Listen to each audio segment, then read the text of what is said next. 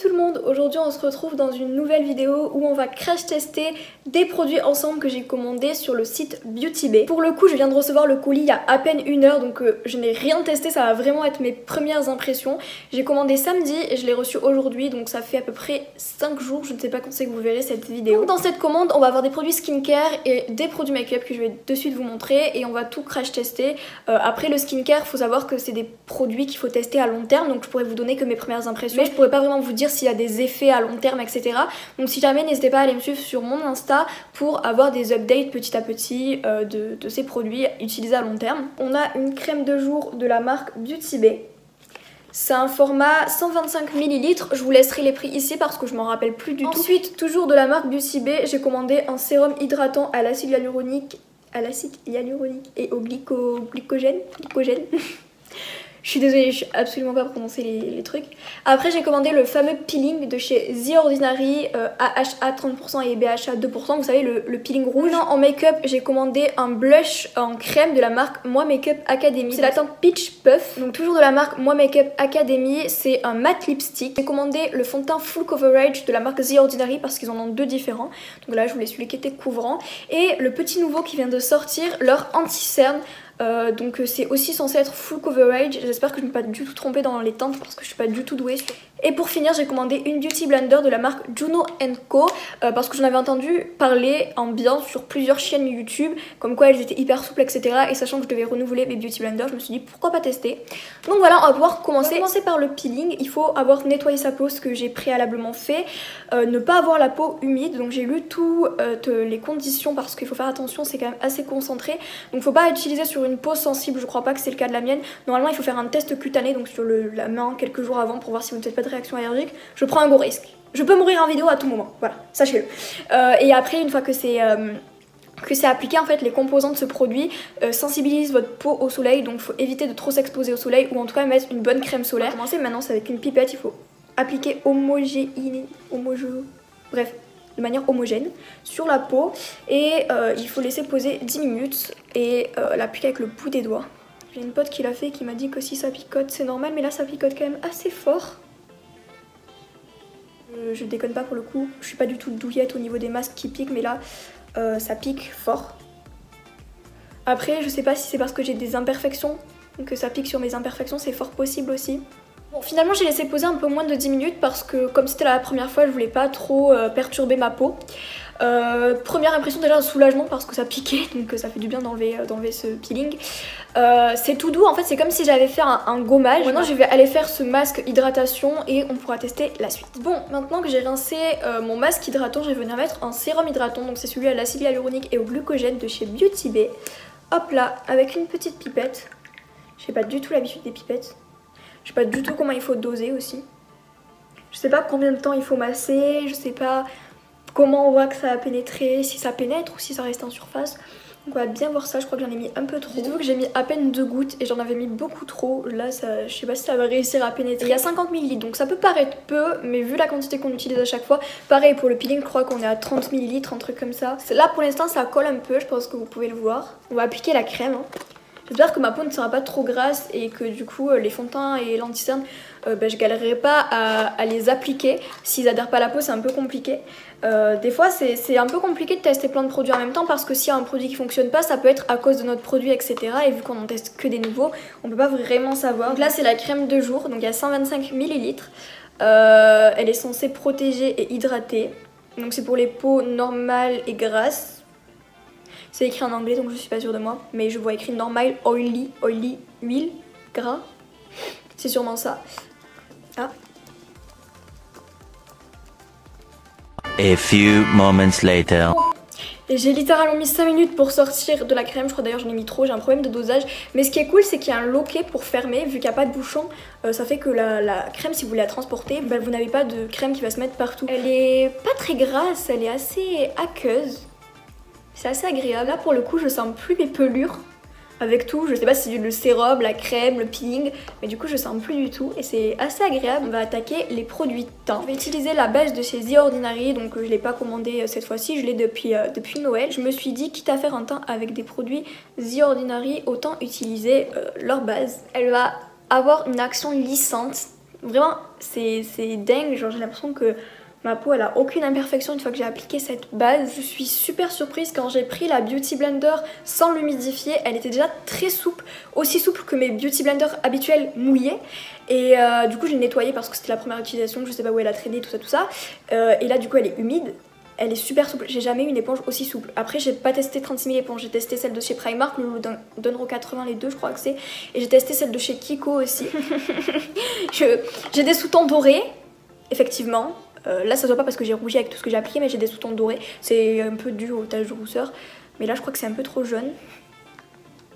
C'est plus liquide que les textures que j'ai l'habitude d'appliquer. Par contre ça a l'air d'être à peine plus foncé que ce que j'utilise. Parce que j'utilise en général des fonds de teint à peu près de cette teinte. J'utilise des fonds de teint d'habitude qui sont mat. Celui-là est censé être semi-mat. Donc on va voir s'il se travaille en superposition. Je mets d'abord une couche. Donc là on a la première couche. Alors pour moi c'est pas du full coverage. Pour moi donc un fond de teint totale couvrance est censé cacher mes taches de rousseur, est censé tout cacher. Donc on va réappliquer une deuxième couche parce qu'il est peut-être modulable. Je vais faire un raccord dans le cou parce que c'est trop jaune. Moi c'est généralement du doré qu'il me faut, là c'est vraiment jaune pour le coup. Donc voilà ce que ça donne en 2 pompes. C'est plutôt pas mal. Pour l'anti-cerne j'ai pris la même teinte, donc je vous ai pas dit, là c'est la teinte 1.2 YG. Et j'ai pris l'anti-cerne de la même teinte parce qu'apparemment ils auraient fait en sorte de faire l'anti-cerne un peu plus clair que le fond de teint exprès pour qu'on puisse se retrouver facilement. Donc on va voir ça. Donc le fond de teint il fait 30 ml, c'est une contenance normale, c'est la plupart des fonds de teint. Et l'anti-cerne il est à 8 ml, c'est le même format que mon anti-cerne. Je crois que même mon anti-cerne il fait 6 ml. Donc le format me choque pas plus que ça. Donc je vais venir l'appliquer. Ouais, je crois qu'il est plus clair, effectivement. Je sais pas combien il faut en appliquer, j'ai peur d'en mettre trop. Je vais en mettre sur ce petit bouton. Après ça a caché quand même la plupart de mes imperfections, donc il n'y a pas besoin de mettre d'anti-cerne ailleurs. J'ai quand même essayé d'en mettre un peu sur le menton, enfin sur la zone T pour éclaircir en fait. Parce que pour le coup comme je t'ai dit c'est un peu trop foncé. J'ai l'impression que ça éclaircit quand même, c'est chouette. Ah, je crois que j'en ai mis effectivement trop, je vais en mettre sur la paupière pour me servir de base. Par contre c'est assez gras par rapport au fond de teint que j'ai l'habitude de tester. Pas trop gras, hein, c'est pas huileux, mais comme moi j'ai l'habitude des finis mat, je pense que là il va falloir poudrer sinon ça va filer dans les ridules. Oula, vous voyez, j'ai posé mon doigt, je pose mon doigt, hop ça part, ça bouge. Ok. Donc le blush de la marque Moi Makeup Academy. J'en ai entendu parler la première fois sur TikTok, une fille qui faisait un test et qui disait qu'ils étaient plutôt pas mal. Et apparemment ça serait des dupes des glossiers. Alors je n'ai pas testé les glossiers donc je pourrais pas vous le dire. Mais si c'est le cas ça serait plutôt cool parce que ça coûte moins de 4 € et les glossiers ils coûtent je crois une quinzaine d'euros. Donc je vais le mettre un peu sur le dos de ma main. Hop, je vais juste mettre ça. Il y a 10 ml. C'est clair. Ça se voit mais très légèrement quoi. Attendez, je vous approche. Mais je crois que c'est la teinte en fait qui est le problème, c'est la teinte. Voilà, je pense que le problème c'est la teinte, elle est trop claire. Ça se voit hein, à la caméra pas tant que ça, mais en vrai ça se voit. Mais ça reste super léger. Surtout que moi j'ai l'habitude d'abuser sur le blush.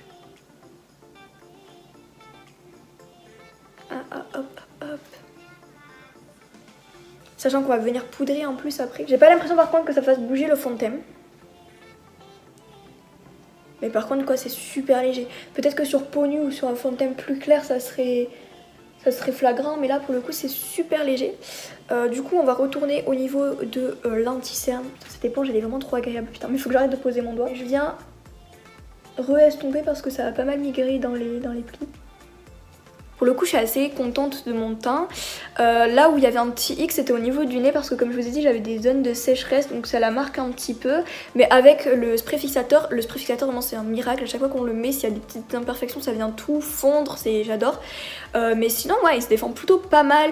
J'ai pas l'habitude des fonds de teint non mat, limite les miens je suis pas obligée de les poudrer, je le fais mais je suis pas obligée. Là je suis allée récupérer une houppette parce que j'en ai pas dans un fond de teint, dans une poudre compacte. Je suis allée récupérer cette houppette dans une poudre compacte et vraiment j'ai pressé la poudre, j'en ai mis 3 tonnes parce que vraiment j'ai une hantise, c'est de faire la bise à quelqu'un et que je pègue et que je transfère sur cette personne. Du coup là ça colle plus, c'est bon, c'est nickel. Donc je vais terminer mon make-up et on se retrouvera pour le rouge à lèvres. Bon voilà, j'ai fait un petit make-up rapidement et on va pouvoir tester le rouge à lèvres. Ce qui me fait peur c'est que la teinte qu'ils mettent ici c'est pas du tout la même teinte que celle que j'ai commandée sur le site. Donc ça c'est le raisin.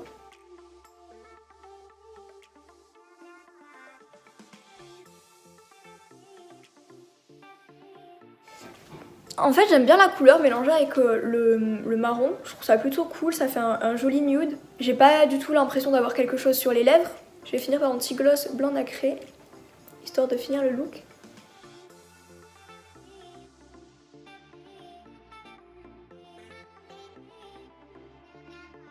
Pour résumer, je suis assez satisfaite des produits. Pour ce qui est du skincare, comme je vous ai dit, il va falloir laisser le temps de voir les effets dans le temps, etc. Mais pour une première impression, ça m'a assez surpris. Ça a bien hydraté ma peau, mes zones de sécheresse, etc. Donc à voir dans le long terme.